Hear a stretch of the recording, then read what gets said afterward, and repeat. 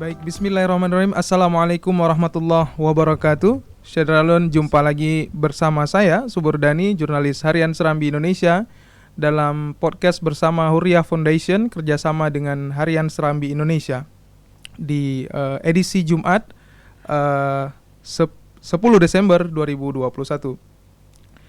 Syedralun, podcast hari ini kita masih berbicara terkait refleksi akhir tahun pemerintah Aceh. Jika sebelumnya spesifikasi kita berbicara tentang politik dan ekonomi, namun hari ini kita berbicara tentang perencanaan dan sisa lebih anggaran dengan judul Refleksi Akhir Tahun Menguak Perencanaan dan Silpa Aceh. Syedralun, di studio saat ini sudah hadir dua narasumber yang sangat dikenal oleh publik di Aceh. Yang pertama ada Bapak Dr. Amri MSI, akademisi dari Fakultas Ekonomi dan Bisnis Universitas Syahkuala. Assalamualaikum, Pak. Waalaikumsalam. Sehat, Pak? Alhamdulillah sehat. Kemudian yang kedua ada Dr. Fajran Zain, akademisi Psikologi Politik Universitas Islam Araniri. Assalamualaikum, Pak Fajran. Kalau saya panggilnya Bang aja nih, kayak lebih akrab. Assalamualaikum warahmatullahi wabarakatuh. Sehat, Bang ya? Sehat alhamdulillah. Ini ngajar kedua-duanya masih nih, Pak. Ngajar di kampus sudah mulai tatap muka atau masih daring? Masih daring. Masih daring, Pak ya? Sidang ngajar semua daring. Masih daring. Kalau di UIN sendiri Daring masih. masih daring ya. Betul masih. Ini menarik juga nih, dua akademisi hadir di sini. Kemarin kita juga baru melihat ada MOU ya yang terjadi antara kedua universitas ini, cukup menarik. Tentunya bisa dibaca beritanya di media kita sendiri. Baik, Syedralun, hari ini kita berbicara tentang silpa ya. Silpa ini mungkin bahasa lebih mudah dipahami oleh masyarakat itu adalah uang lebih ya, Pak Doktor ya. Uang lebih ataupun anggaran lebih. Jajan udah dikasih tapi nggak bisa habisin, kan itu bahasa mudahnya ya, Bung Fajran ya. Ya. Jadi Syedralun, Aceh pada tahun 2020 itu 2021 maksud kami, anggaran ataupun APBA itu mencapai hampir 17 triliun kalau tidak salah, dan di akhir di penghujung tahun ini tercatat ada silpa ataupun sisa lebih perhitungan anggaran itu hampir 4 triliun, dan silpa ini Syedralun hampir setiap tahun sejak 2017 itu selalu ada. Data yang kita miliki pada tahun 2017 itu ada 1 triliun, kemudian 2018 2,95 triliun, tahun 2019 2,85 triliun, kemudian 2020 3,96 triliun, dan tahun ini di penghujung tahun ini itu hampir mencapai 4 triliun. Dan ini sisa anggaran yang cukup besar, di mana kita lihat mungkin pembangunan ataupun pemberdayaan ekonomi masyarakat yang dinilai mungkin belum efektif ya, baik dari segi pembangunan dan pemberdayaan. Tentunya ini akan menjadi perbincangan menarik bersama kedua narasumber kita, dan untuk sesi awal saya persilakan kepada Bapak Dr. Amri MSI untuk menyampaikan mukaddimah ataupun pengantarnya. Silakan, Pak. Oke, pertama sekali Assalamualaikum warahmatullahi wabarakatuh. Waalaikumsalam. Terima kasih atas undangan dari Serambi Indonesia yang saya hormati. Bersama Hurriyah Foundation, Pak. Hurriyah Foundation. Ini ngeri sekali ini, Pak, podcastnya nih. Pak Suburdani, Pak Dr. Fajran Zain, izinkanlah saya berbicara sejenak tentang menguak perencanaan dan silpa Aceh. Jadi ada dua hal di sini yang akan kita bicarakan. Yang pertama adalah perencanaan pembangunan. Yang kedua adalah sisa lebih penganggaran. Nah, dalam perencanaan pembangunan ini kan dimulai, kalau kita negara Republik Indonesia, dimulai dari Undang-Undang Dasar 1945 Pancasila, kemudian ada RPJP nasional, RPJM nasional. Kalau di provinsi itu ada RPJP provinsi dan RPJM provinsi. Dan ini kan dikanunkan. Kemudian muncul Renstra, Renja, RKPD, KUA PPS, nota kesepahaman sampai ke APBA lah kalau di kita ini. Nah, kenapa kalau kita lihat anggaran di Aceh ini relatif banyak karena di dalam anggaran negara ini khusus untuk APBA itu kan ada DAU, ada DAK, ada pendapatan asli Aceh, ada dana transfer ditambah lagi dengan dana khusus. Rata-rata dikelola setiap tahun adalah lebih kurang lebih 15 triliun. 15 ya. Kalau tahun ini mungkin 16, sekian 16, triliun. hampir 17 Pak ya.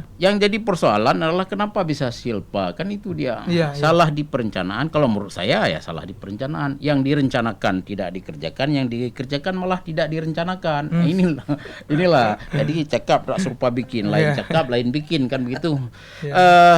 Menurut saya begini, bukan saja mengkritisi, tetapi kalau bisa ke depan untuk diperbaiki. Evaluasi ya Pak. Evaluasi. Kalau data yang Pak Suburdani tadi sampaikan itu benar adanya. Artinya data-data silpa itu adalah data-data yang telah diaudit oleh Badan Pemeriksa Keuangan Republik Indonesia. Memang tupoksinya.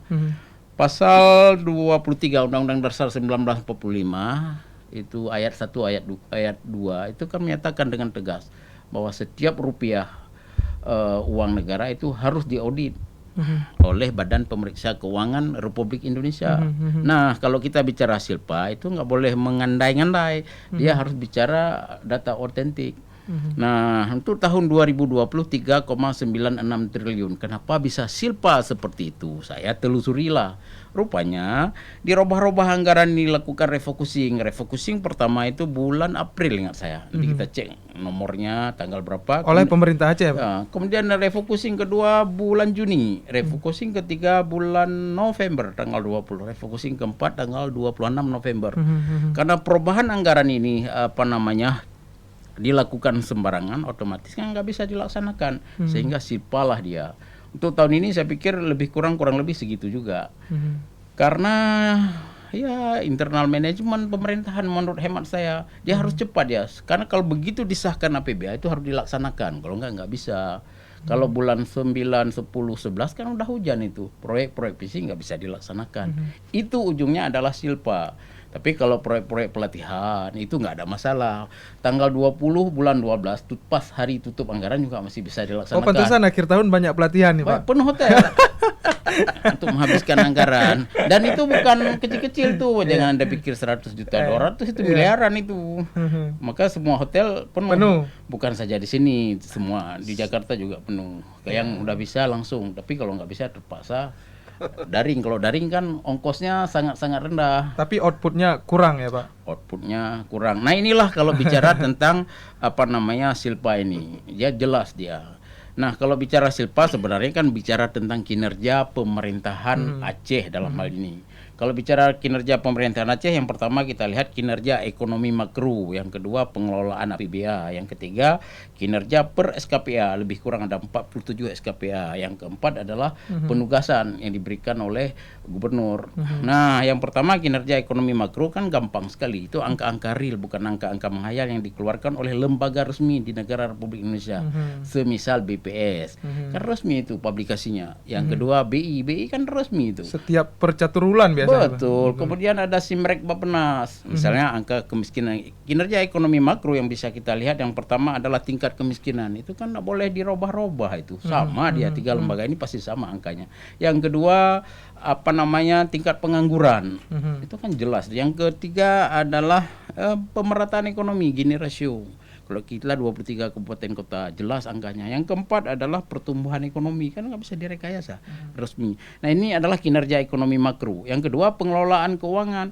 Pengelolaan keuangan itu yang punya tugas mengaudit ini adalah Badan Pemeriksa Keuangan sesuai dengan Undang-Undang Dasar 1945 pasal 23 ayat 1 dan ayat 2. Kita kebetulan hafal itu. Jadi setiap rupiah uang negara itu harus diaudit dan diaudit.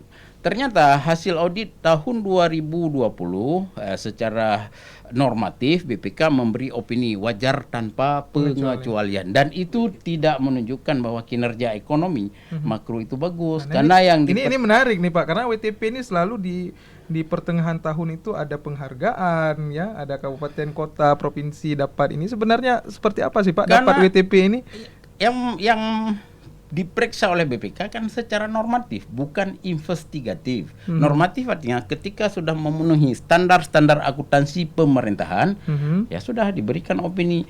Opini yang pertama wajar tanpa pengecualian. Opini kedua wajar dengan catatan. Opini yang ketiga tidak wajar. Opini yang keempat adalah disclaimer. Ketika dia memenuhi standar-standar akuntansi pemerintahan, artinya aturan-aturan yang ada, ya sudah, bukan audit investigatif, audit normal. Tapi ketika dapat ini selebrasi yang dilakukan biasa luar biasa nih, Dia Pak. kan udah masuk ke unsur politis itu Pak Fajran.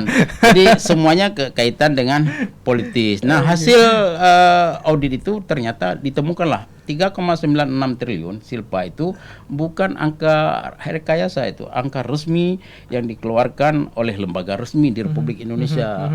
Dan itu kan tertulis itu dan sudah diparipurna oleh DPR. Artinya sudah jadi informasi publik. Bukan rahasia-rahasia lagi. Dan ketika sudah diparipurna kemudian dilanjutkan.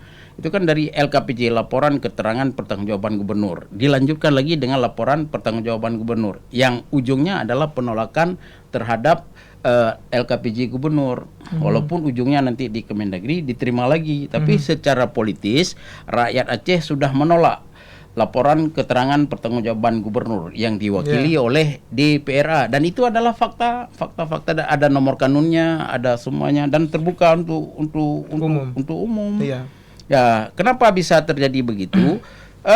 Mereka kan melakukan pansus terhadap LKPJ ini kan berdasarkan data-data yang dikeluarkan oleh BPKRI. Ada buku 1, buku 2, buku 3, buku 4. Data-data keuangan itulah yang dilihat. Misalnya, kenapa bisa 3,96 triliun pada tahun 2020 silpanya? Sesudah ditelusuri rupanya, yang pertama lakukan refocusing, kemudian ada bantuan-bantuan sosial yang dibatalkan. Sehingga pada tahun 2020 itu ada 4.000 rumah duafa yang batal. Maka karena pembatalan rumah duafa ini, angka kemiskinan naik, angka pengangguran naik. Pembatalan tadi akibat refocusing tentunya, Pak. Refocusing. Artinya tidak ada unsur kesengajaan dong, Pak. Dalam perencanaan sudah ada, waktu pelaksanaan sudah lain. Inilah yang saya bilang dengan cakap tak serupa bikin. Lain cakap, lain bikin. Yang direncanakan tak dilaksanakan, yang dilaksanakan tak direncanakan. Ini kan fakta. Maksudnya gini, dalam RPJM itu kan jelas. RPJM itu 5 tahun. Tahun pertama kepemimpinan gubernur, tahun kedua, tahun ketiga, tahun keempat, tahun kelima. Kalau RPJP itu 20 sampai 25 tahun. Tahun pertama apa saja ini kan dikanunkan itu. Apa yang harus dikerjakan tahun pertama. Itulah nanti muncul di Renja, Renstra, Renja, kemudian muncul di APBA. Tahun kedua, tahun ketiga, tahun keempat. Itulah program kalau di dalam RPJMA itu kanun Aceh Hebat. Apa Aceh Hebat? Ada 15 program Aceh Hebat. Tapi nggak dilaksanakan. Contoh yang real yang tidak dilaksanakan adalah pembangunan rumah duafa. Pembangunan rumah duafa ini menyebabkan angka kemiskinan itu menjadi naik. Angka pengangguran naik. Karena satu rumah duafa itu kan bisa bekerja 4 orang. 4.000, 4 kali 4, 16.000 tenaga kerja terserap. Yang kedua, angka kemiskinan satu rumah tangga itu kan bisa 3-4 orang. Otomatis kan, karena salah satu indikator untuk melihat angka kemiskinan adalah di rumah itu. Saling beririsan lah tentunya. Iyalah, semuanya banyak indikator. Salah satu itu, karena itu kan angka kemiskinan di Aceh sangat tinggi, nomor 1 se-Sumatera. Sementara uang yang masuk ke Aceh itu nomor 5 terbesar di Indonesia. Ada apa? Kenapa? Di mana letak kesalahan? Inilah yang sedang kita diskusi. Di mana letak kesalahan? Ya, marilah kita sama-sama mendiskusi. Kenapa bisa begini? Kalau menurut saya internal manajemen pemerintahan daerah harus diperbaiki. Bukan kita mengkritik, diperbaiki itu saja. Kalau enggak, tahun ini juga silpa akan tinggi. Sisa lebih penggunaan anggaran itu. Oke. Baik, terima kasih nih Pak Amri sudah mengantar diskusi kita yang sangat menarik dengan bahasa-bahasa yang sangat mudah dipahami karena biasanya ini bahasa anggaran ini membuat kita bingung nih Pak. Silpa itu aja ada 2 kalau nggak salah saya singkatan.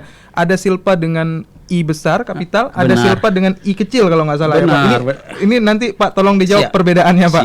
Siap. Baik, ini langsung ke Pak Fajran. Kita ini kalau tadi Pak Amri sudah berbicara tentang bagaimana perencanaan dan eksekusinya di tahun ini, kita mau lihat realita yang terjadi dan dampak-dampak dari beberapa peristiwa. Apakah kemudian itu berimplikasi pada perencanaan dan realisasi. Contoh misalnya di tahun 2021, di 2020 juga 2021 itu yang tidak terwujud, misal seperti pemilihan ataupun penetapan wakil gubernur. Dan kita tahu bersama padahal kuasa penuh dari seorang wakil gubernur itu untuk mengontrol anggaran itu cukup besar sebenarnya, dan ini terlewatkan ya Pak Fajran. Kemudian ada juga kisruh antara eksekutif dan legislatif hingga tolak tarik seperti tadi soal LKPJ juga ditolak. Ini kan juga berimplikasi. Nah, silakan Pak Fajran untuk sesi pengantar. Baik, Assalamualaikum warahmatullahi wabarakatuh. Waalaikumsalam warahmatullahi wabarakatuh. Terima kasih kepada Serambi FM dan Huriah Foundation ya. Luar biasa. Kepada Pak Subur juga sebagai moderator yang telah memberikan kesempatan. Baik, saya menyambung apa yang disampaikan oleh Pak Amri tadi bahwa satu kritik atas kinerja internal pemerintahan itu satu. Kemudian dua, kenapa kemudian terjadi silpa seperti ini juga nggak bisa dilepaskan dari konteks kisruh politik. Itu salah satunya ya kan? Ini kan persoalannya kan di antara dua lembaga ini siapa yang kemudian berkepentingan untuk melakukan kontrol atas penganggaran itu sendiri gitu loh. Jadi ada yang disebut dengan istilah membalancekan antara kuasa terhadap sumber daya yang ada. Nah, ini benar persoalan gitu loh. Jadi kita bisa lihat sebenarnya pertama soal angka tadi 3,6 silpa. Satu sisi ada excuse sedikit memang. Karena memang kenapa angkanya besar? Oke, karena faktor bahwa ada refocusing misalnya. Oke lah, kita agak sedikit bisa buang badan di sana. Karena memang ada beberapa bantuan-bantuan humanitarian yang kemudian terkendala karena aspek refocusing itu. Walaupun itu juga nggak bisa menjadi alasan, tapi oke lah kita jadikan sebuah alasan gitu loh. Tapi angka itu pun sendiri nggak berhenti di angka 3,6 sebenarnya. Karena memang ini kan BPK akan mulai memeriksa nih bulan Januari sampai dengan bulan 2, 3, 4, bulan 5 nanti baru ketahuan. Angkanya bisa membengkak lagi. Karena ini kan belum selesai nih, ini kan masih ada 3 minggu lagi lah hingga Desember akhir gitu loh. Bisa-bisa bengkak tuh sebenarnya.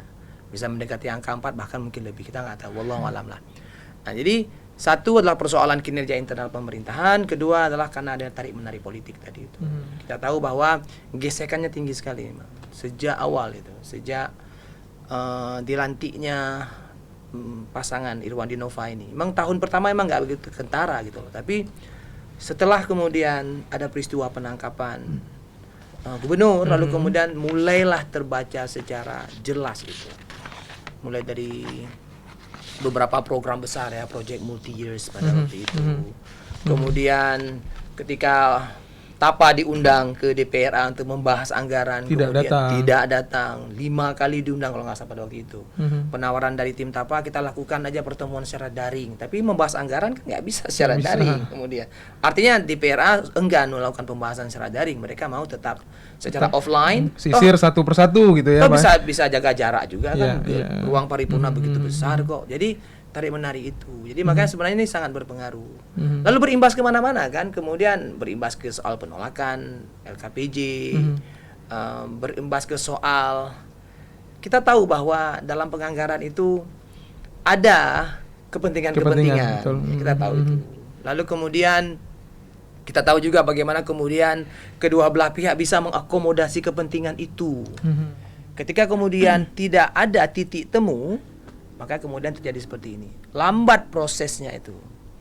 Tahun ini saya lihat yang agak sedikit bagus ya, karena memang per 30 November kemarin sudah disepakati ya kan, RAPBA 2022 dan sekarang lagi diproses di Mendagri. Tapi bayangkan ketika kemudian proses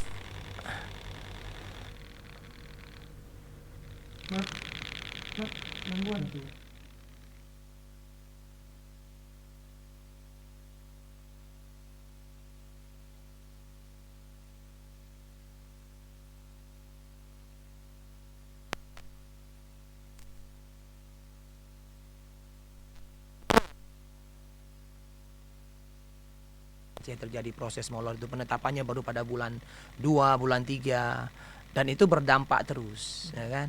Karena emang pada aspek teknis pun nanti kita akan lihat. Ini kan yang udah kita kirim ke Mendagri. Mendagri lakukan evaluasi, kirim ke Aceh lagi. Aceh kemudian nanti dilakukan evaluasi lagi baru penetapan. Setelah penetapan ada aspek teknis lagi nanti itu. Aspek teknis nanti penunjukan PPTK, penunjukan KPA, kemudian penyusunan DPA lagi, pengesahan dan segala macam. Makanya kemudian molorlah dia hingga ke bulan Pak Amri tadi. Sampai nanti Mbak Muse Mujin lah ini yang baru kemudian bicara pelelangan dan segala macam. Nah, lagi-lagi sisi politis ini yang sebenarnya memberi warna pada molornya realisasi anggaran. Maka tadi itu kan menurut saya dari sisi penganggaran so far oke lah. Artinya memang sudah ada perencanaan ya, sisi perencanaan sudah oke lah. Cuman ketika kemudian perealisasiannya ini yang kemudian kan tolak tarik itu. Belum lagi kalau kita lihat, mohon maaf misalnya legislatif sendiri cukup traumatik kondisi atau sikap-sikap eksekutif gitu loh kan. Banyak program-program dalam bentuk pokir misalnya yang dititipkan ya kan ke dinas-dinas, dalam prakteknya kan nggak bisa mereka akses juga. Itu membuat mereka kemudian kehilangan kepercayaan juga kepada eksekutif sebenarnya. Pada kesepakatan awal sudah oke, kemudian dalam realisasi anggaran dan segala macam mereka ditinggalkan. Ila sapu pekat ruk darat lain kenira gitu ya. ini membuat mereka kan kesal juga. Makanya kan ada keinginan satu sisi ingin kooperatif dengan eksekutif, mempercepat proses perencanaan dan penganggaran supaya nanti bisa dinikmati oleh rakyat. Pada sisi lain ada ketakutan-ketakutan juga. Jangan sampai nanti ditinggalkan lagi gitu loh, belum panggang dan segala macam. Maka kemudian yang terjadi apa? Penghukuman kan atas sikap pemerintah lahir dalam bentuk penolakan LKPJ. Ini memberikan warna sehingga tarik menarik ini berpengaruh pada proses perencanaan dan penganggaran itu. Tapi ujung-ujungnya yang korban tetap masyarakat dong Pak Fajran. Betul, jelas. Karena memang mereka sebagai penerima manfaat akhir ya, final usernya kan mereka nih dari semua program ini gitu loh. Kita tahulah ini kan proses politik yang kemudian di sana juga ada political game ya. Dari kedua belah pihak. Ya, cuma persoalannya bagaimana menyeimbangkan nih permainan politik ini. Jadi tidak ada satu pihak yang sangat dominan, lalu kemudian melakukan kontrol total atas sumber daya yang ada dan tanpa memberikan resource yang sama kepada kedua pihak. Ini yang terjadi hari ini. Jadi yang dikorbankan rakyat. Nah, kembali ke soal tadi, maka kalau kita lihat rentetan peristiwa-peristiwa yang ada di Aceh gitu loh, peristiwa soal tertundanya penunjukan wakil gubernur itu berdampak serius juga bagi rendahnya kinerja pemerintahan akhirnya. Kemudian diikuti lagi dengan peristiwa masuknya KPK ke Aceh yang kemudian melakukan investigasi ya kan, memanggil beberapa orang pejabat-pejabat untuk kemudian dimintai keterangan, membuat sebagian pimpinan pada waktu itu, pimpinan SKPA ketakutan untuk melakukan eksekusi program gitu loh. Satu sisi memang ada perasaan yang sangat terlalu hati-hati membuat mereka menahan diri untuk melakukan eksekusi program. Itu juga berdampak pada rendahnya serapan anggaran gitu loh. Dan peristiwa-peristiwa yang lain saya pikir. Ya, baik. Terima kasih Pak Fajran. Saya garis bawahi memang yang disampaikan oleh Pak Fajran tadi, Syederalun, suhu politik ya, suhu politik yang kemudian mewarnai setiap proses realisasi anggaran. Kalau perencanaannya oke, tapi eksekusinya kurang ya. Baik, Syederalun, sangat menarik pengantar yang sudah disampaikan oleh kedua narasumber kita, baik dari Pak Dr. Amri MSI tadi dan Pak Dr. Fajran Zain terkait tema yang kita bicarakan hari ini. Dan Syederalun yang sedang menyaksikan di Facebook serambinews.com ataupun melalui radio Serambi FM, kita juga menerima penelpon. Kita bisa diskusi langsung nantinya dengan jalur interaktif di 0811689020. Saya ulangi, 0811689020. Bagi Syederalun yang sedang menyaksikan di live serambinews.com juga bisa langsung bertanya dengan komentar yang santun di Facebook serambinews.com ataupun di Serambi di live Serambi on TV. Baik, saya ke Pak Amri ini Pak, terkait tadi salah satu memang hal yang kemudian berimplikasi pada rendahnya serapan anggaran. Bapak sudah menyampaikan tadi memang eksekusinya yang lambat. Artinya bola sudah ditoser tapi tidak disemis ya gitu ya. Perencanaannya oke, kemudian eksekusinya lambat. Dan ini hampir terjadi terutama pada proyek fisik ya Pak. Kalau menurut Bapak sendiri ini kenapa setiap tahun ini jadi persoalan klasik ya? Ada penelpon? Kita angkat dulu ya. Ya, assalamualaikum, dengan siapa, di mana? Waalaikumsalam, dengan Kari Tilam Penerus. Mohon diulang, dengan siapa? Dengan Cut Kari. Cut Kari. Iya. Ya, silakan Pak. Assalamualaikum Pak narasumber. Waalaikumsalam. Salam. Bahagia sekali. Ini cukup menarik. Tema pada sore yang berbahagia ini. Silakan Pak. Sebenarnya kalau mengenai pembangunan rumah ataupun refocusing anggaran itu refocusing itu bertahan aja supaya anggaran itu bisa diselewengkan tempat lain, kan begitu kan. Tapi kalau pembangunan rumah duafa itu, kalau ini sifat saya pribadi, ada baiknya juga ditunda pembangunannya. Karena begini, di lapangan itu secara teknis tidak seperti yang diharapkan oleh orang-orang di PRA. Kenapa saya bilang begitu? Ada yang sampai ke lapangan, alasannya memang logis, tanahnya belum ditimbun, yang tanahnya rawa. Kalau seandainya sudah ditimbun, ya orang duafa itu sudah bangun sendiri, begitu kan? Kemudian Nggak perlu tunggu pemerintah ya Pak ya? Nggak tunggu pemerintah nanti bisa bangun sendiri.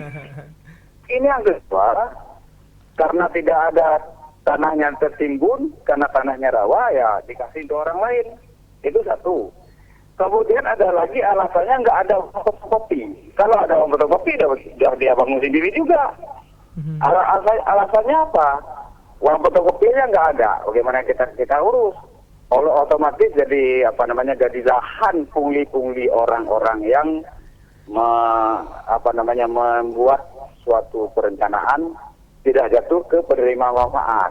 Jadi itu kalau menurut saya orang-orang di PRA untuk saat ini jangan marah dulu sama gubernur. Coba dicek cross-check lagi lah. Sebab begini, mungkin gubernur juga tahu bahwasanya pembangunan rumah itu nggak sampai kepada sasaran. Hilang. Seperti istilahnya begini, bahwa di belakang may itu pegawai itu mana itu mana itu oleh siapa? Jadi oleh siapa? Jadi kau itu oleh saya itu kau selekan lu, dah kami UK lebih u. Jadi itu lambar apa nama oleh ya? Itulah dia. Jadi kelapa separuh diambil sama tikus digeser. Nah, jadi itulah masalahnya. Jadi makanya menurut saya coba dicek dulu hal-hal yang secara teknis. Memang di DPRA nggak ada hak teknis, tapi coba dipanggil dulu orang-orang pelaksana teknis sampai ke bawah-bawahnya. Coba orang-orang DPR coba cek lagi ke bawah, ke penerima manfaat. Kenapa nggak dapat? Di mana salahnya? Kalau nggak begitu, ada soalnya di daerah saya satu orang itu sampai 4 rumah. Bagaimana itu? Saya kalau saya kasih tahu sekarang, nanti ditanya apa buktinya, coba lagi tanya menteri ke bawah yang mengasih rumah. Satu orang bisa dapat 4. Seharusnya satu orang dan satu. Ini nggak bisa dapat 4. Di mana salahnya? Di mana bisa terjadi demikian? Saya heran. Semua itu di mana hal seperti ini bisa terjadi, dan bahkan bukan sekali, tapi sudah berkali-kali, bahkan sering. Jadi namanya kalau sudah keseringan itu bukan lagi silap, bukan lagi salah, tapi sudah terbiasa. Karena di daerah kita nggak bilang negara, di daerah kita ini sudah membiasakan yang salah. Jadi yang benar itu selalu salah begitu. Jadi oleh karena itu hal-hal seperti inilah yang sering-sering kita diskusi agar kenapa masyarakat sebagai penerima manfaat itu bisa mengadu. Kalau tidak, kami sebagai rakyat kecil tak tahu harus mengadu kemana dan tak tahu jawaban apa. Itu saja yang harus diklarifikasi kembali dan diberikan pemahaman supaya hal seperti ini ke depan tidak lagi terjadi. Apalagi pilkada tidak terjadi tahun ini. Nah itulah. Maka kita dua tahun lagi harus menunggu pengganti yang baru kan. Terima kasih. Kalau sudah ada pengganti yang baru, mungkin programnya mungkin lain lagi. Itu saja yang bisa saya perlu kesahkan dan kekhawatiran saya. Assalamualaikum dan terima kasih. Waalaikumsalam. Terima kasih Bang Cut Kari tadi di di Banda Aceh tadi ya. Lampun Nurut. Lampun Nurut ya. Cut Kari. Ya, terima kasih. Ini kalau kita dengar ini memang curhatan ini Pak Fajran sama Pak Amri. Artinya memang ada baiknya juga tertunda tadi.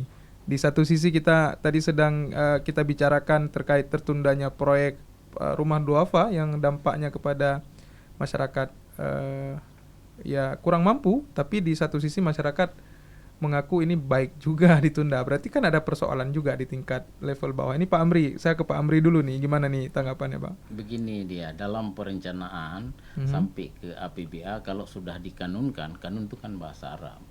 Kalau di kita perda, undang-undang lah, itu sudah lampu hijau, lampu merah. Harus dilaksanakan. Harus dilaksanakan. Kalau nggak dilaksanakan itu namanya pelanggaran keuangan negara. Itu maknanya. PBN juga begitu, APBK juga begitu, karena di situ kesepakatan antara eksekutif dan legislatif. Kalau sudah disahkan, sudah diparipurnakan dan sudah diverifikasi oleh Kemendagri, karena semua pemerintah daerah di seluruh Indonesia, provinsi, kabupaten sampai ke desa itu kan di bawah Kemendagri. Dan sudah diverifikasi, dibalik pulang lagi ke Aceh, kemudian diparipurna.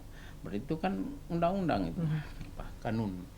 Perda peraturan daerah itu harus dilaksanakan. Kalau tidak dilaksanakan artinya itu sudah menabrak lampu merah. Itu maknanya. Aturan yang ada ya, Pak. Dan yang tahunan ini yang saya bilang tadi RPJM kan tahun pertama, tahun kedua, tahun ketiga, tahun keempat, tahun kelima.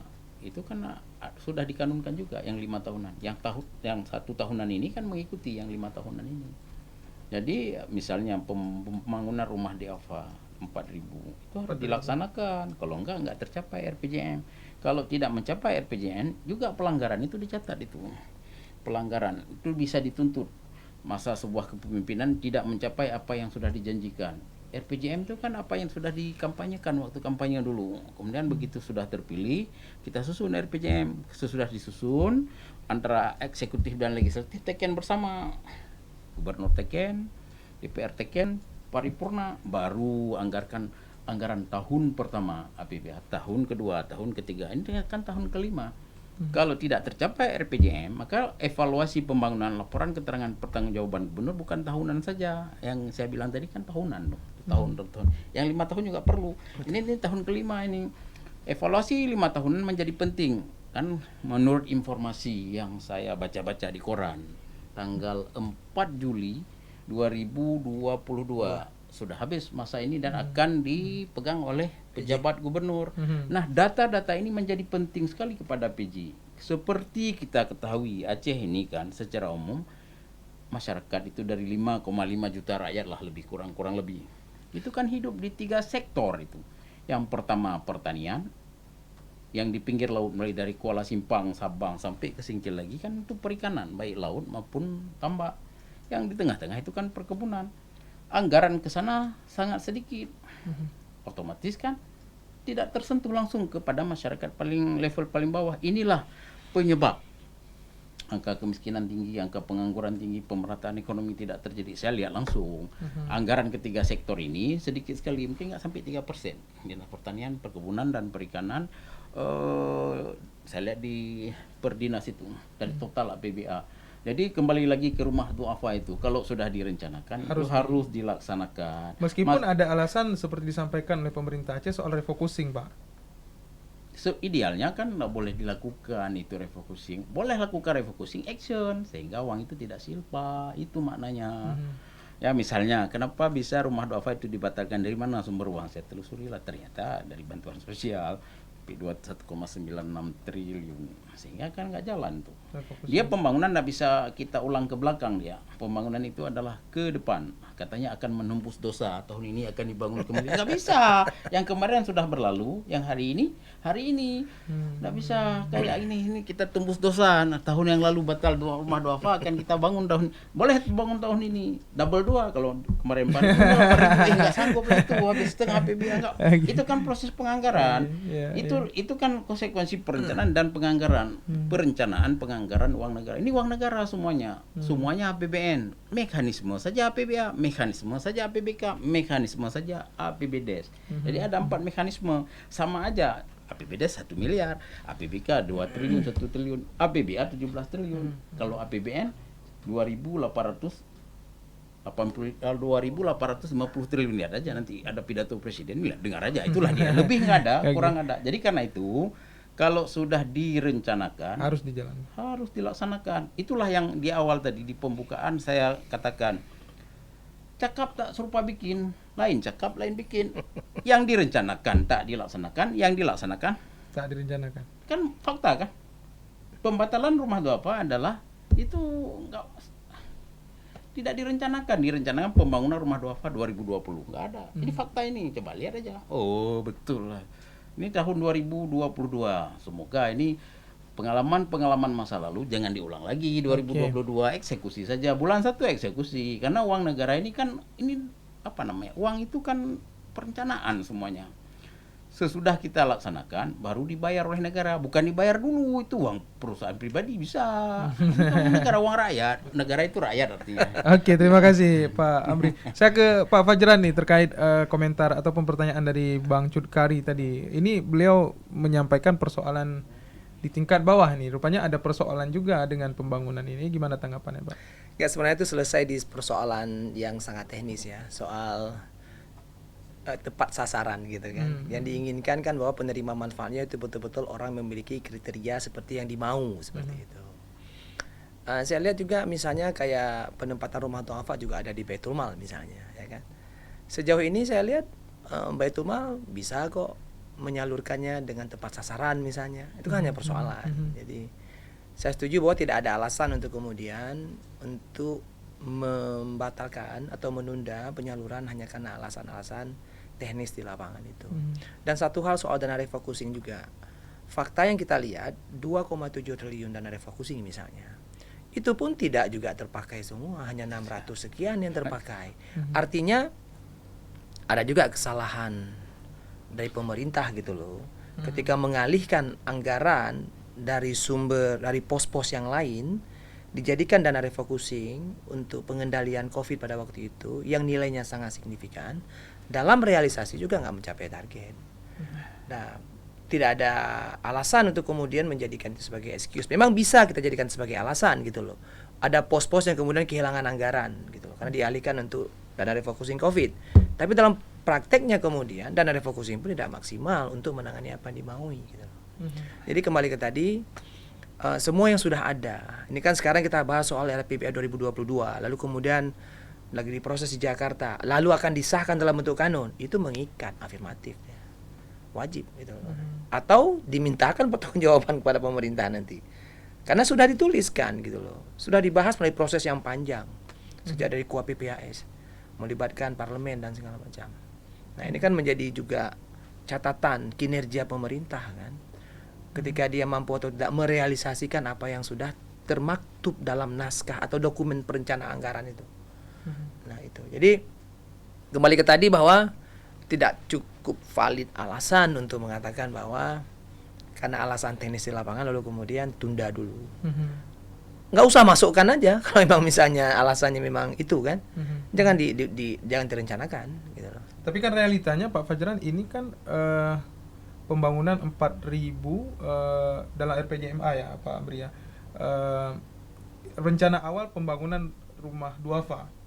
Kemudian di tengah jalan dapat perintah dari pemerintah pusat untuk refocusing. Apakah ini memang kalau bahasa saya jadi dosanya pemerintah atau seperti apa melihat? Rasional saja, jangan semuanya. Misalnya dari 4.000 dibangun 3.000, 1.000 enggak kan gitu. Kalau enggak silpa kan otomatis itu 3,96 4 triliun itu 3,96 lebih lagi dikit. 4 triliun kan besar uang itu. Jadi jangan terlalu dominan ke sini sehingga kan batal total 2020.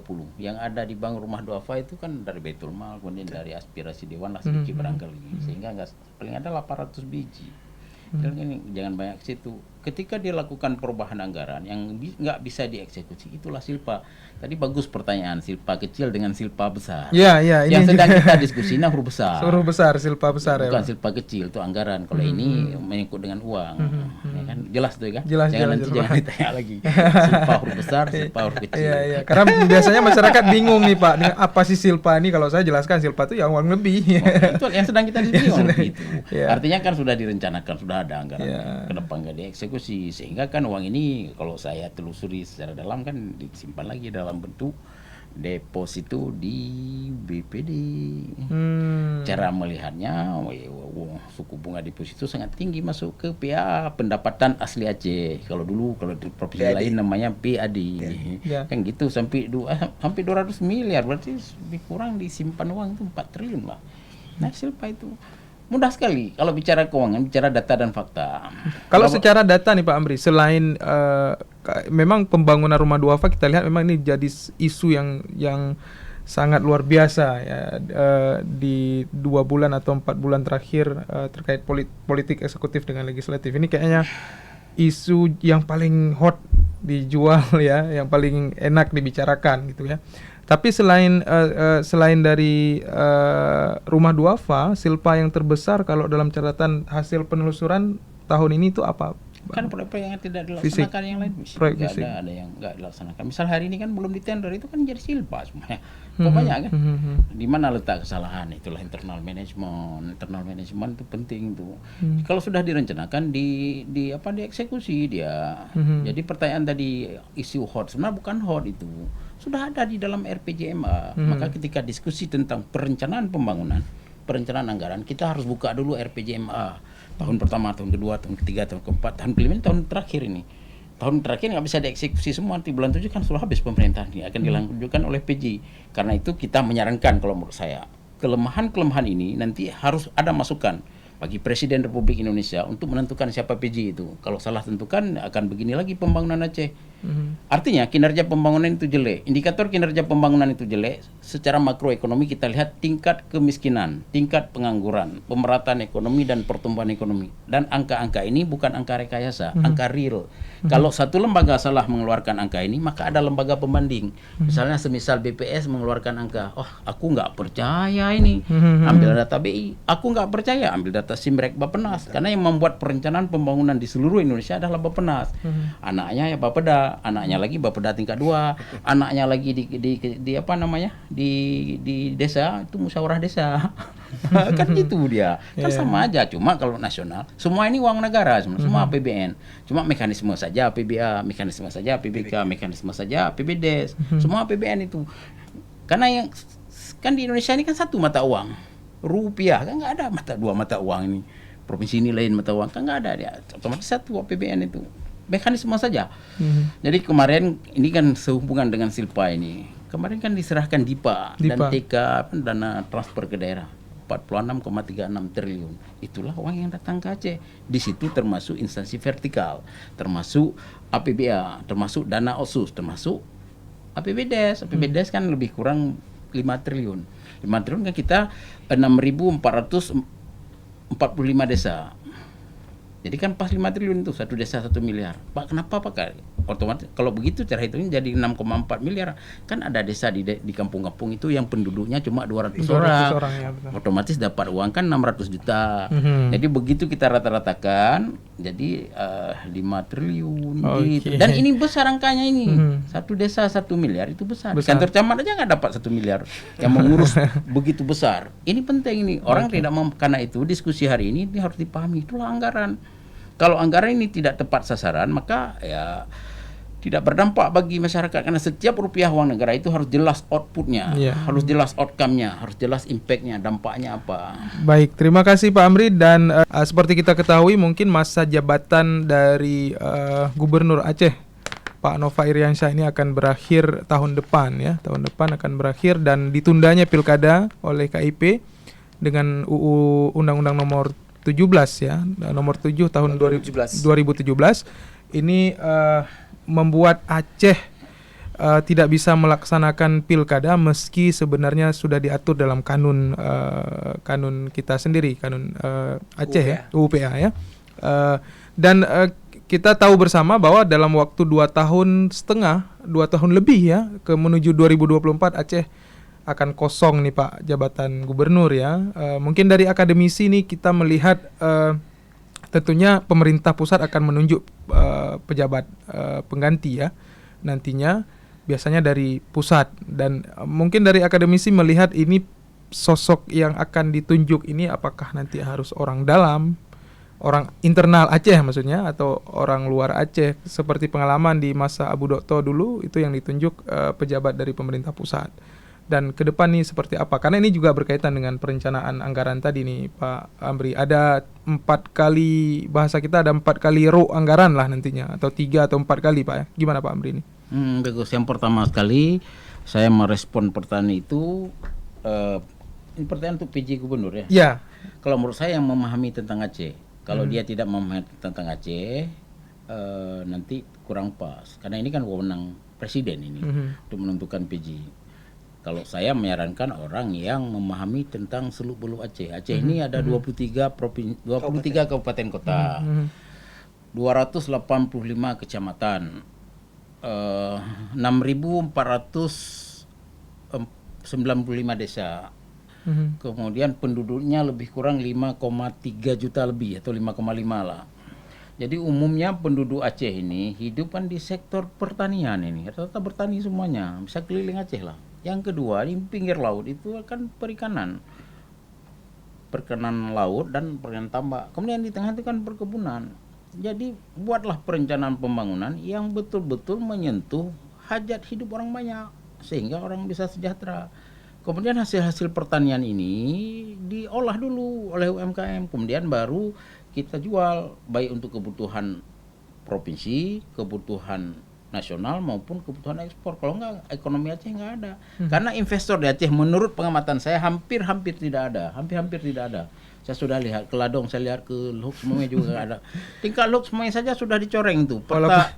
Walaupun sering MOU ya Pak. Enggak ada, satu pun enggak ada. Benar ini. Termasuk yang terakhir di Dubai itu enggak ada. Karena bicara ekonomi gini dia. Bicara ekonomi beda dengan bicara politik. Bicara ekonomi adalah data dan fakta. Walaupun ada perencanaan ke depan sedikit, tapi berdasarkan data. Kalau politik mungkin dia ada feeling.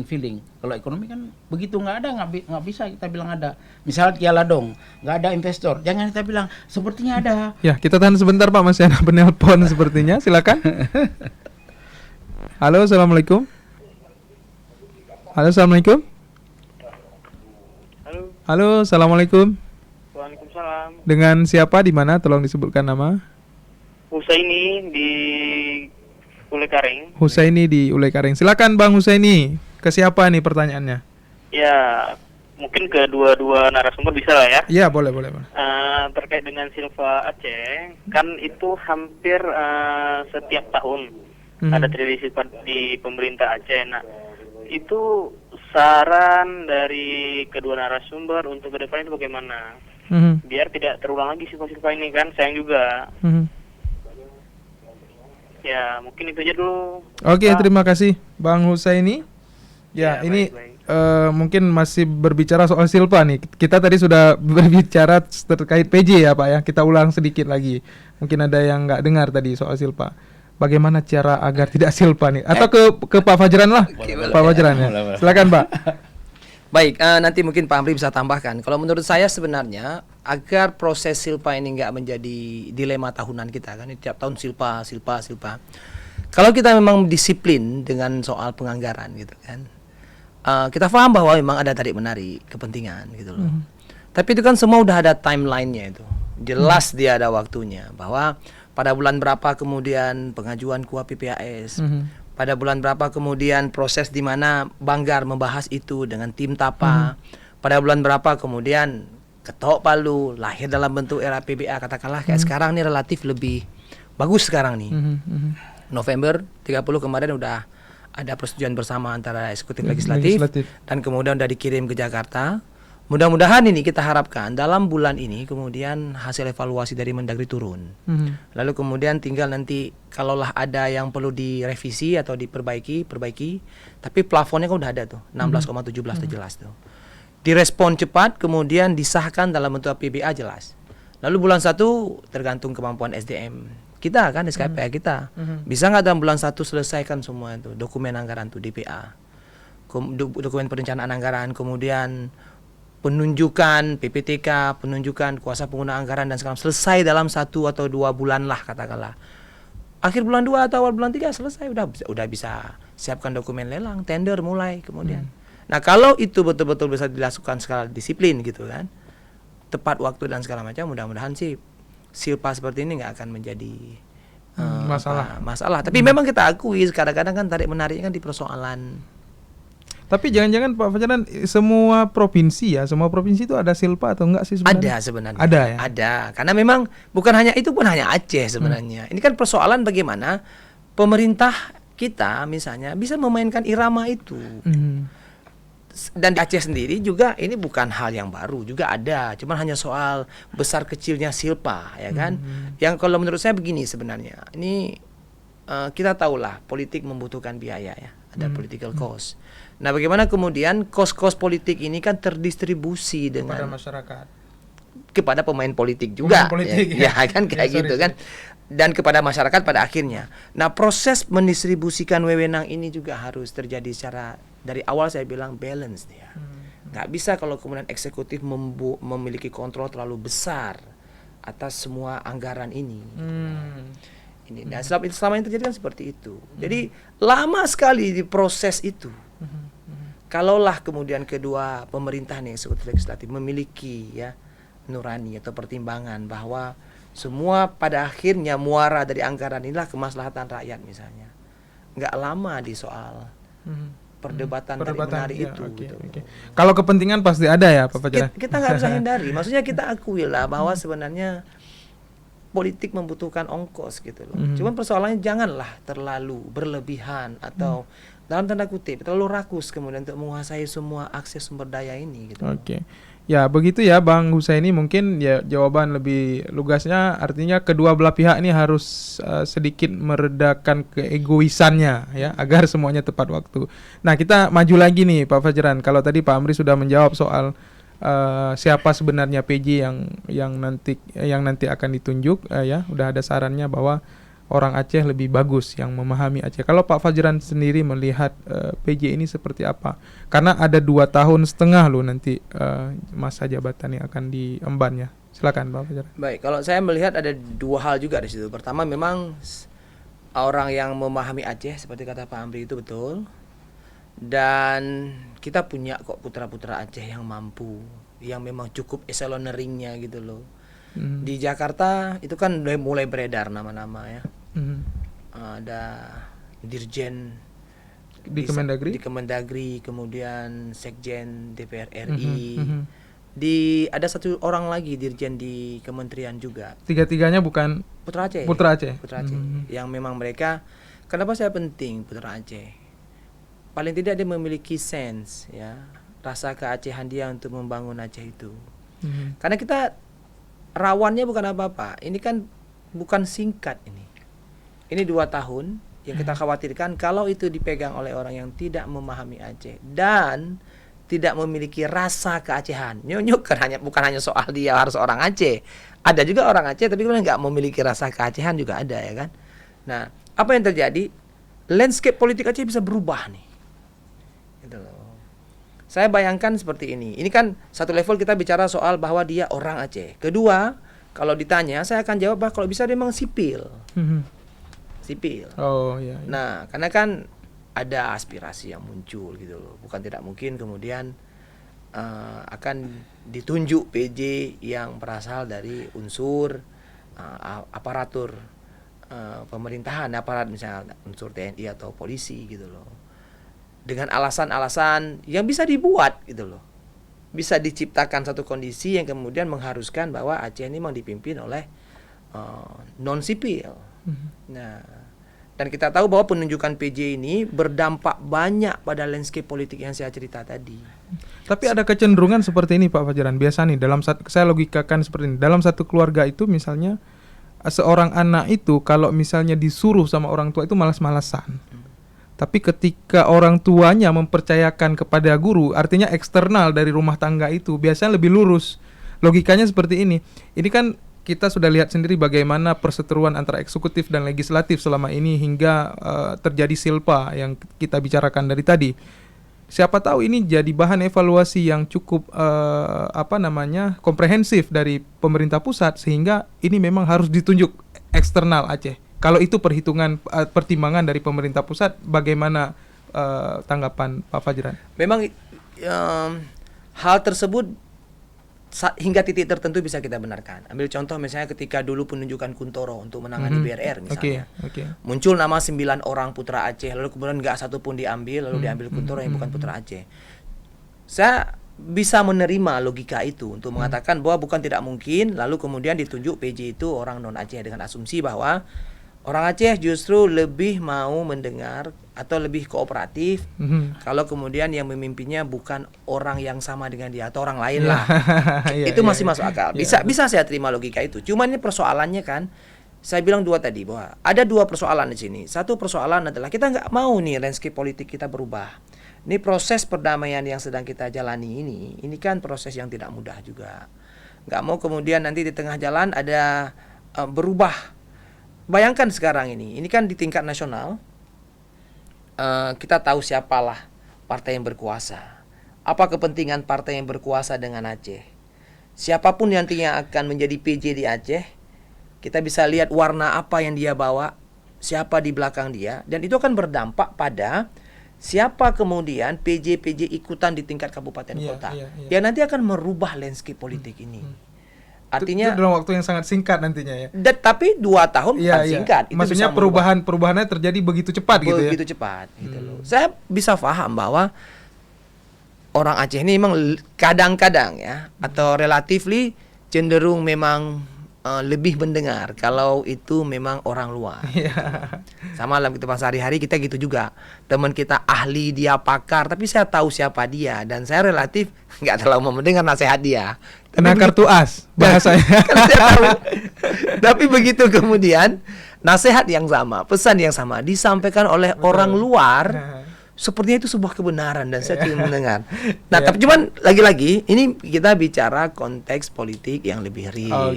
Jadi saya ingin sarankan tuh 2 paling tidak. Satu bahwa orang yang mengerti Aceh seperti kata Pak Amri tadi, dan itu lebih mungkin kalau dia memang orang Aceh. Lebih paham dia konteks Aceh. Kedua, kalau bisa memang kita ingin tidak dari unsur inilah militer gitu loh. Baik itu kalau bisa lebih baik sipil, karena kita kan lihat bahwa sudah masa lalu kita punya catatan sendirilah tentang pemerintahan militer itu. Saya ke Pak Amri tadi menarik, harus paham PJ yang ditunjuk itu harus betul-betul mengerti Aceh. Gimana nanti kalau opsinya seperti Pak Fajran bilang tadi Pak, ditunjuk orang di luar Aceh tapi sangat mengerti dengan keacehan Pak? Saya pikir begini dia, kalau ini kan wewenang presiden. Ini kan berandai-andai nih Pak. Ngusul. Kalau orang yang ditunjuk itu tidak memahami Aceh, dia itu tidak bisa membangun secara efektif dan efisien. Karena Aceh ini punya kekhususan dan keistimewaan. Kekhususan yang pertama adalah adat istiadat, agama, dan satu lagi pendidikan. Keistimewaan itu, yang kekhususan itu adalah yang OSUS itu. Beda dengan daerah lain. Daerah lain kan nggak ada OSUS, tidak ada istimewa. Di Indonesia ini kan ada 4 daerah kekhususan dan keistimewaan. Yang pertama DKI, yang kedua Jogja, yang ketiga Irian Jaya, yang keempat Aceh. Jadi kalau orang yang tidak memahami tentang ini nanti agak susah, terutama adat istiadat. Boleh yang pertama nasionalis, oke, saya sepakat itu. Yang kedua paham benar tentang Aceh, terutama untuk masalah ekonomi. Nggak mesti orang Aceh Pak? Sebaiknya orang Aceh. Kalau nggak ada orang Aceh boleh orang luar, nggak ada masalah. Saya berpikir yang penting dia paham nggak. Kalau nggak paham tentang Aceh agak susah. Prioritas utama tetap orang Aceh yang betul mengerti tentang Aceh gitu Pak ya? Yang memahami tentang Aceh. Kalau nggak ada orang Aceh boleh orang maksudnya di luar ini tapi paham benar tentang Aceh. Gini maksudnya, kalau dia tidak paham itu, dia kan tidak tahu duduk persoalan. Kenapa angka kemiskinan tinggi, angka pengangguran tinggi, pemerataan ekonomi tidak terjadi, pertumbuhan ekonomi rendah? Di mana letak kesalahannya? Kan tidak paham tentang Aceh. Kalau udah paham tentang Aceh, pasti solusi-solusi ini ada. Karena ujung daripada proses pembangunan adalah untuk kesejahteraan rakyat. Indikatornya sangat mudah kita ukur yang saya bilang tadi. Nah, ketika top management, semuanya kan di top management. Karena ada filosofi manajemen dengan filosofi ikan dia. Kalau ikan itu busuk kan pertama sekali kan di kepala dia, bukan di ekor. Kalau kita bersihkan rumah, jangan lantai pertama, kita bersihkan lantai 3 dulu, karena debu nanti masuk ke. Maka dalam filosofi manajemen dia tetap filosofi ikan. Jadi kepala ini harus bagus nih, harus bagus. Kalau kepala nggak bagus, pasti ekornya pasti nggak bagus gitu. Jadi sehubungan dengan PJ Gubernur ini yang pertama menurut hemat saya paham tentang Aceh. Yang kedua apa namanya? Samping paham kalau bisa pernah tahulah tentang gimana, pernah tinggal di sini. Memiliki, Pak. Memiliki, merasakan sense of belonging terhadap, karena kan kalau kita lihat sejarah ke belakang lah sedikit, kan beda Aceh dengan provinsi lainnya. Ya, konflik terlalu lama. Jadi jangan, gimana maksud saya ya, jangan terlalu drastis. Kalau drastis nanti agak susah dia. Karena izin dalam forum ini saya mengatakan Aceh ini daerah asimetris. Asimetris itu yang saya maksud adalah kekhususan dan keistimewaan. Keistimewaan, bolehlah saya ulang sekali lagi, keistimewaan bidang agama Islam. Adat istiadat dan pendidikan. Pendidikan di tempat lain nggak ada pendidikan dayah, di kita ada dayah. Di tempat lain tidak ada majelis adat, di kita ada majelis adat. Di tempat lain tidak ada apa namanya? MPU di kita ada. MPD. Itu kan keistimewaan. Kemudian ditambah lagi dengan dana otsus ini. Dana otsus ini idealnya itu kan untuk apa namanya, kesejahteraan rakyat. Dari 15 tahun saya evaluasi dana otsus itu kan tidak tepat sasaran. Lebih kurang uang yang sudah masuk itu 83 triliun, 86. Lebih kurang, nanti kita cek 1 tahun per tahun itu. Tapi tingkat kesejahteraan kan tidak berbanding lurus dengan uang yang masuk itu. Ada apa? Di mana letak kesalahannya? Karena itu perlu sekali orang yang memahami benar tentang kondisi Aceh. Ditambah lagi sekarang ini, saya ini adalah pencinta bank syariah. Syariah. Beda. Syariah. Sudah saya baca-baca literatur ekonomi sejak Adam Smith sampai hari ini, tidak ada satu daerah pun yang mengusir atau hengkangnya bank konvensional. Bank di seluruh dunia kecuali di Aceh. Uang itu darahnya ekonomi. Bank itu adalah jantungnya ekonomi. Jadi kalau jantungnya tidak ada, tidak bisa memompa darah, sehingga peredaran uang itu sedikit. Apa konsekuensinya? Konsekuensi darah ekonomi nggak berjalan lancar di Aceh. Kesimpulannya apa? Outcome-nya angka kemiskinan tinggi.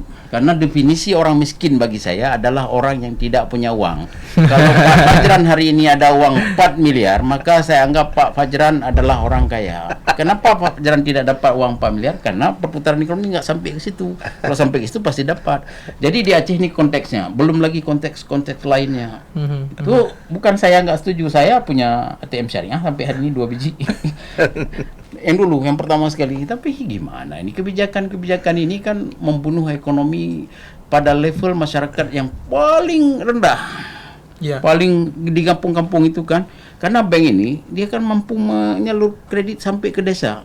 Jangan melihat bank itu cuma mampu kecamatan, kabupaten, sampai ke desa-desa. Nah ini yang sedang terjadi, tidak paham tentang Aceh. Ini nanti kita minta Aurea Foundation buat khusus podcast bicara tentang bank konvensional ya dan bank syariah nanti Pak. Pasti ini akan lebih banyak sekali pembicaraan tentang ini karena selama ini kita juga sering menerima keluhan ya.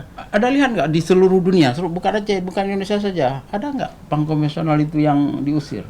Atau hengkang, bahasa itu hengkang kan bahasa politik. Bahasa politik. Tapi kalau bahasa ini kan gimana ini? Saya ulang dalam forum ini, uang darahnya ekonomi.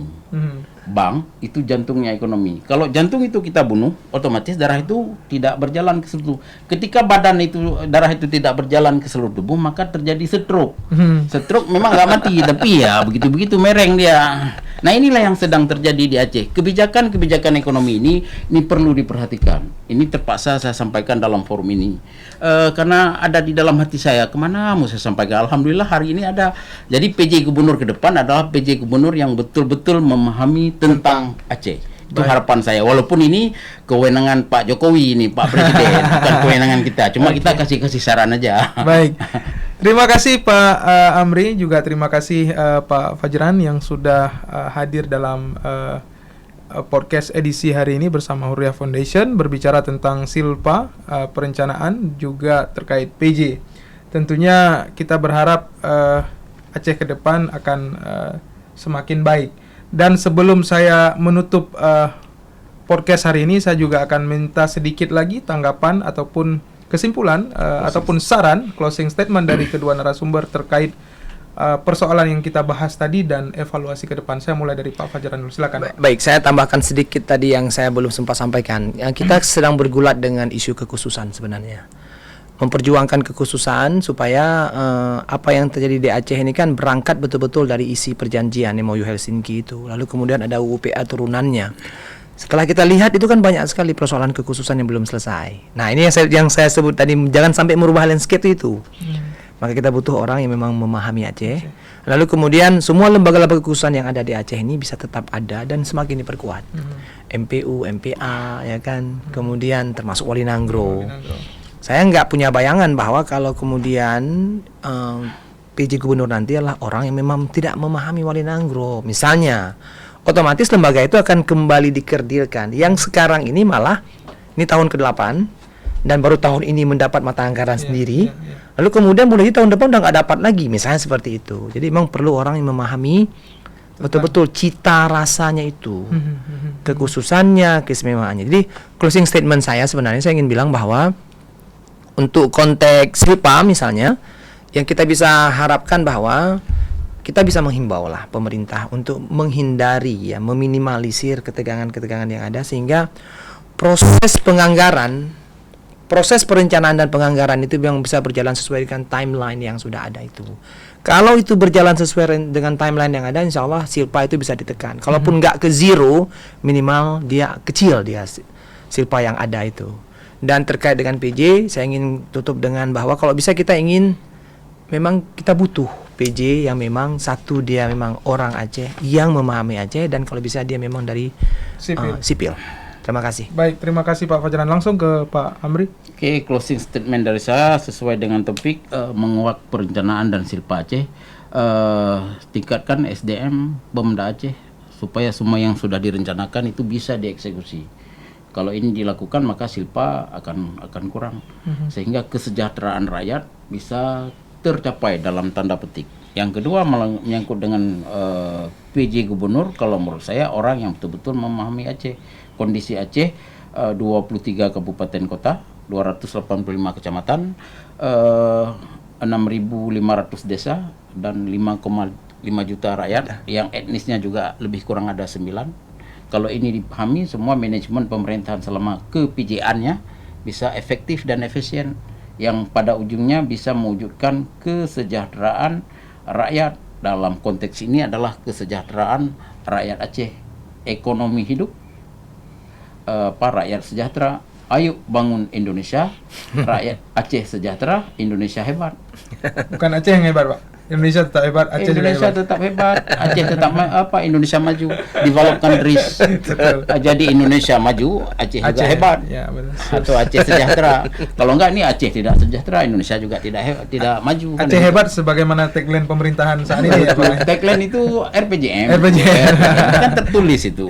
Saya pikir itu aja. Oke, Closing terima statement kasih dari Pak saya. Amri, terima kasih Pak Fajran. Tidak terasa kita sudah 1 jam lebih kita berbicara terkait isu yang kita bahas hari ini. Insya Allah kita akan jumpa lagi pada podcast edisi selanjutnya.